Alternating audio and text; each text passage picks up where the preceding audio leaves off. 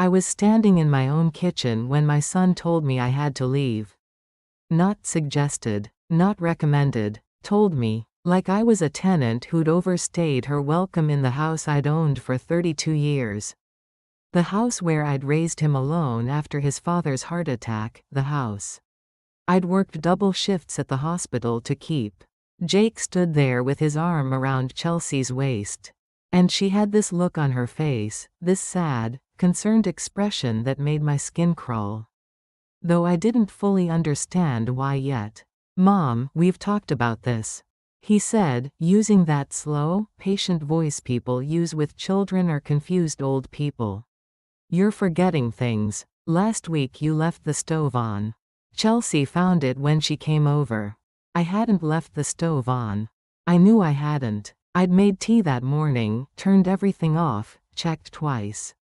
Like I always did. But when I opened my mouth to say so, Chelsea squeezed Jake's hand and gave him this meaningful look, and he just shook his head at me. "See? You don't even remember. That's exactly why we're worried." We, not I, we. Chelsea had only been in my son's life for 8 months. I'd met her at Christmas. This bubbly 30-year-old pharmaceutical representative with perfect teeth and designer clothes. She'd complimented my house, asked about the neighborhood, wondered aloud about property values. At the time, I thought she was just making conversation. Jake had been so happy, more animated than I'd seen him since his divorce 2 years earlier. So I smiled and answered her questions, and tried to ignore the way her eyes lingered on my grandmother's china cabinet. "Sunrise Meadows has an opening," Chelsea said now, her voice syrupy with false sympathy. "It's a beautiful facility. They have activities, medical staff on site 24/7. You'd be so much safer there, Mom." She called me Mom. She'd started doing that a month ago. And every time she said it, something in my chest tightened. "I don't need a nursing home," I said, trying to keep my voice steady. "I'm 63 years old. I'm perfectly capable of living in my own house." "Mom." Jake stepped forward, and I saw it then, really saw it, he believed her. My son, who I'd raised to question everything, to think critically, looked at me. Like I was a problem to be solved. "You're not thinking clearly. We just want what's best for you." That's when I knew something was terribly wrong. Though I couldn't have explained what yet. It was the way they stood together, a united front against me. The way Chelsea's hand rested on his arm, proprietary. The way neither of them would quite meet my eyes. I said no. Of course I said no. It was my house, my life. But over the next 2 weeks, things started happening. Small things at first. I'd find cabinet doors open that I knew I'd closed. The TV would be on channels I never watched. My car keys would disappear and turn up in strange places. The refrigerator, the bathroom cabinet. Each time, Chelsea would be there. Visiting with Jake, finding the evidence of my declining mental state. "Oh Mom," she'd say, holding up my keys from wherever she'd hidden them. "You really need to be more careful." I started keeping a journal, writing down everything I did, every time I checked the locks. Or turned off the stove. I took photos of rooms before I left them. But when I showed Jake my documentation, he just looked sad. "Mom, this obsessive behavior is another sign. Chelsea's right, you need help." I went to the police. Sat in that fluorescent-lit station. For an hour before a tired-looking officer finally took my statement. I told him about Chelsea, about the things being moved, about how my son wanted to put me in a home. "Ma'am," he said, not unkindly, "this sounds like a family matter. Have you talked to your doctor about memory issues?" "There's nothing wrong with my memory," I insisted. He gave me a look, the same one Jake had been giving me. "Sometimes people don't realize when they need help. Talk to your son. I'm sure he just wants what's best for you." I tried my lawyer next, the one who'd handled my will years ago. He listened more patiently than the police, but the conclusion was the same. "Mrs. Patterson, unless they're physically harming you, or there's clear evidence of fraud, I can't help you. Your son has the right to be concerned about your welfare. Perhaps you should consider their suggestion. Assisted living isn't what it used to be. Nobody believed me. Not the police, not my lawyer, not even my best friend Linda from church.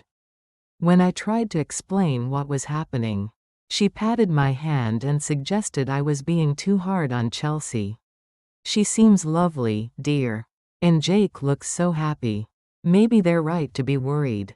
That's when things escalated. I came home one afternoon to find Chelsea in my bedroom, going through my jewelry box. She had my mother's wedding ring in her hand. "What are you doing?" I demanded. She turned, startled but recovering quickly.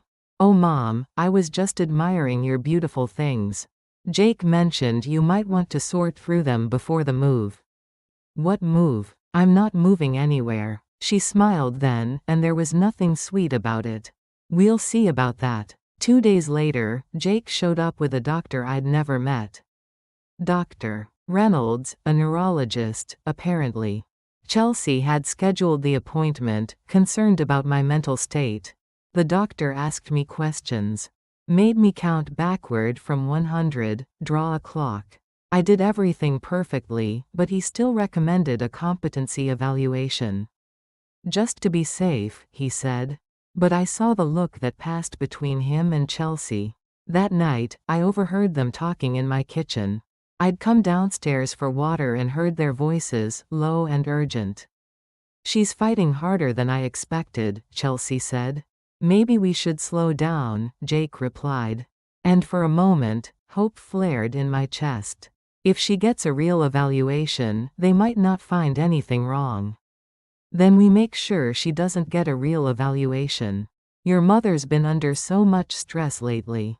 Imagine how confused she might get with the right medication in her system."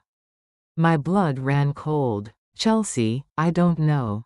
"Jake." Her voice turned sharp. "We've come this far. Do you want this house or not? Do you want to finally have something of your own instead of renting that sad little apartment? Because once your mother's in Sunrise Meadows, we can sell this place, invest the money. Hell, we could even move in here ourselves. But we have to see this through." I stood frozen on the stairs, my hand gripped tight on the railing. This wasn't about my safety. It was never about my safety. It was about my house. My assets, my life insurance policy with Jake as the beneficiary. My son said something I couldn't hear, and Chelsea laughed. "Oh please. She barely talks to anyone. Who's going to believe her? If she tries to say something? We've already laid the groundwork. Everyone thinks she's losing it." I crept back to my room, heart hammering. I needed proof, real proof, but I didn't know how to get it. The next day, I went to Best Buy and bought a small recording device. The kind you could hide in a pocket. I felt ridiculous, like some TV detective. But desperation does strange things to people. That was my first attempt to fight back. I recorded conversations, gathered receipts for things I'd supposedly forgotten to buy, but had never purchased in the first place, kept meticulous records. I took everything to Adult Protective Services, certain they would help. The social worker who interviewed me was sympathetic but ultimately useless. "Mrs. Patterson, I understand you're upset about your son's girlfriend. But nothing you've shown me indicates abuse or fraud. Families disagree about elder care all the time. Have you considered that they might be right? That you might need more support than you're willing to admit?" "I'm not crazy," I said, hating how desperate I sounded. "Nobody said you were," she replied gently. "But sometimes we can't see our own limitations." I left that office defeated. Every door I'd knocked on had closed in my face. Worse, Jake had found out about my recordings. I don't know how, maybe Chelsea went through my things again. But he showed up furious. "You're recording us? Mom, this paranoid behavior has to stop. Chelsea's been nothing but kind to you. And you're treating her like a criminal." "She wants my house," I said flatly. I heard her say it. You heard what you wanted to hear because you don't like her. You've never liked any woman I've dated since Dad died. That wasn't true, but saying so wouldn't help. Jake, please. Just listen to me. No, Mom. I'm done listening. Tomorrow, we're taking you to Sunrise Meadows for a tour. If you won't go voluntarily, I'll start the process to become your legal guardian. Legal guardian. My own son, threatening to have me declared incompetent, so he could control my life. That night was the longest of my life. I sat in my dark bedroom. The house I'd loved for 3 decades feeling like a trap. They were winning. Chelsea's plan was working perfectly, and I was powerless to stop it. Everyone who should have helped me had dismissed my concerns. I had no proof anyone would accept, no allies, no options. I thought about calling my brother in Phoenix.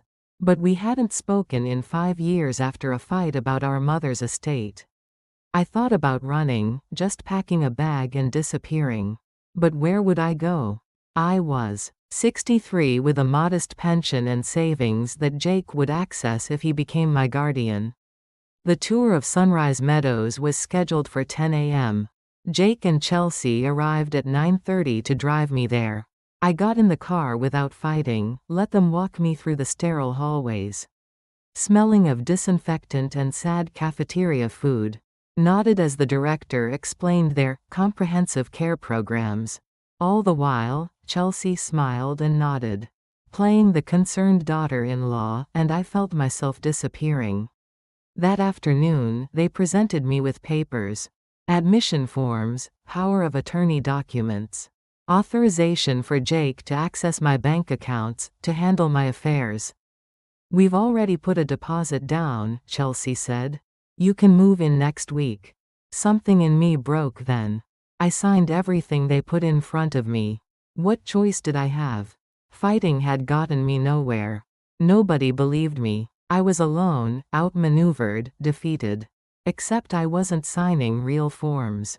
While they'd been busy touring me through Sunrise Meadows, I'd been watching, observing, and I'd noticed something. The director had mentioned their fraud investigation from 3 years ago, dismissed quickly as a misunderstanding. But there'd been a flicker of discomfort when she said it, and when Chelsea had asked about their financial policies, she'd used language that made my nurse's training prick up my ears. She knew too much about estate management, asset protection, insurance fraud. This wasn't Chelsea's first time. That realization gave me something I hadn't had before: a direction. If Chelsea had done this before, there would be evidence. Victims. A pattern. I just had to find it.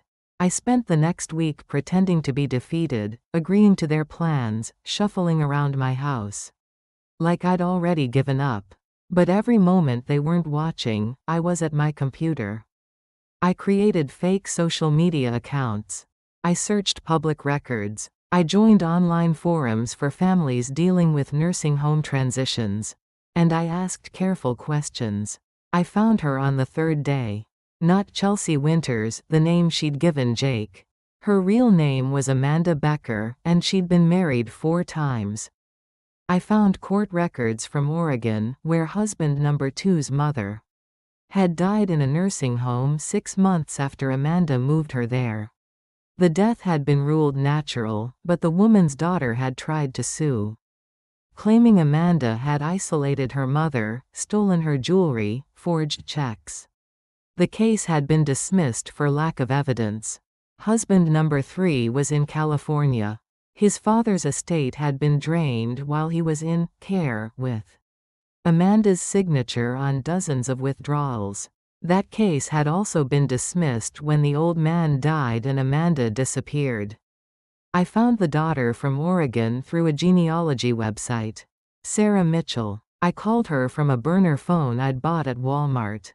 Mrs. Mitchell, you don't know me, but I think the woman who hurt your mother is trying to do the same thing to me. The story she told me made my blood run cold. It was my story, beat for beat.